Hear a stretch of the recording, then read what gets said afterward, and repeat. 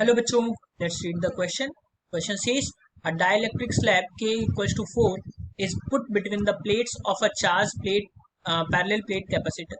If charge on the positive plate of the capacitor is Q, then the induced charge on the face of the slab that faces the positive plate will be four options given. First minus 3Q by 4, second minus Q by 4, third 3Q by 4 and 4Q by 4.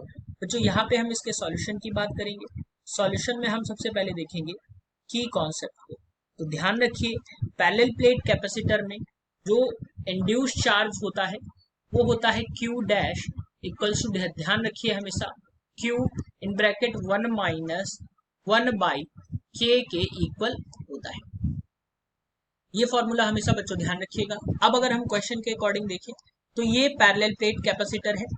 यहाँ पे मान लिया minus Q charge है और यहाँ पे ये plus Q charge है. इसके बीच में एक स्लैब जो है डाइलेक्ट्रिक कांस्टेंट K का एक स्लैब जो है वो बच्चों यहाँ पे रखा गया है जिसका डाइलेक्ट्रिक कांस्टेंट K है.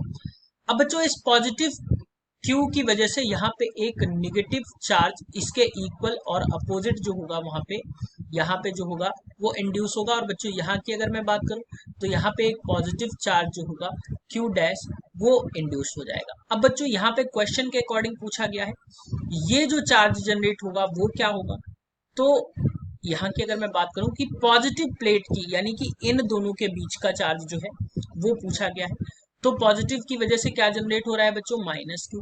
तो यहाँ से अगर मैं बात करूं तो Q डैश जो होगा वो क्या हो जाएगा माइनस Q के बराबर और 1 माइनस कांस्टेंट जो है बच्चों कितना है 4.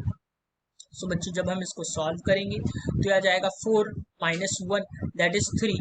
तो माइनस 3Q बाई 4 के बराबर जो चार्ज होगा वो यहाँ पे जनरेट होगा. बच्चों अगर मैं चार्ज की बात करूं तो कितना होगा माइनस 3Q बाई 4. सो बच्चों ऑप्शंस की बात कर लेते हैं. Option 1 is the correct answer for this question. Hope you understood it well. Best of luck.